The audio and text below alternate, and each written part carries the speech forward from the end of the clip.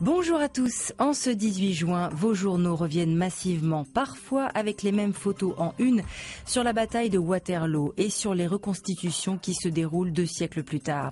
5200 passionnés venus de 52 pays vont ainsi rejouer cette bataille du 18 juin 1815, où Napoléon capitula en Belgique face à l'alliance anglo-prussienne. Aucune répétition possible, explique aujourd'hui en France.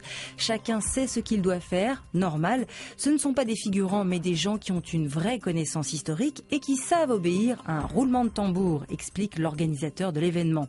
Obéir aussi au grand chef, Napoléon, incarné par Franck Sanson, un Français de 47 ans, avocat dans le civil, sosie officiel de l'empereur et qui mènera demain son ultime bataille.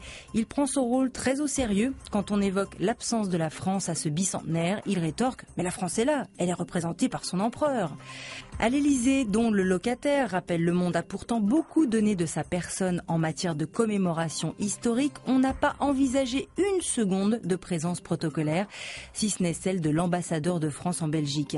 Il y a une part de chauvinisme blessé dans cette attitude, mais aussi un certain malaise face à la figure même de Napoléon, génie militaire devenu le dictateur qui rétablit l'esclavage. Mais rappelle Jérôme Gautret, au-delà de la défaite française, Waterloo marqua malgré tout le début d'une période de paix inédite au niveau européen. Une Europe bien divisée, notamment sur la question de l'immigration illégale. Libération chiffre son coût humain et financier. 15 milliards d'euros ont été dépensés par les migrants pour rejoindre ce qu'ils pensent être un Eldorado. C'est quasiment la somme qu'ont mis les États européens pour les en empêcher. De son côté, la Commission européenne peine à faire accepter l'idée d'une répartition des demandeurs d'asile entre États membres.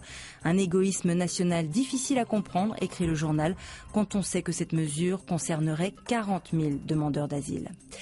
Autre illustration de cette Europe divisée, c'est sur le dossier grec. Pour Le Figaro, on approche d'un scénario noir, celui de la sortie du pays de l'euro, tant la situation entre Athènes et ses créanciers est en train de pourrir.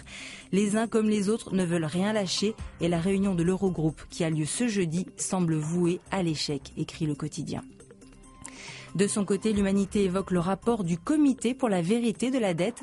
Selon lui, en dramatisant et en falsifiant les statistiques, il a été possible de lancer un plan d'aide pour sauver la Grèce, qui a en fait servi de paravent à un plan de sauvetage des banques. Au niveau européen, il faut aussi éviter de se fâcher avec ses plus proches voisins. Ségolène Royal en a fait les frais en s'engluant dans l'affaire Nutella.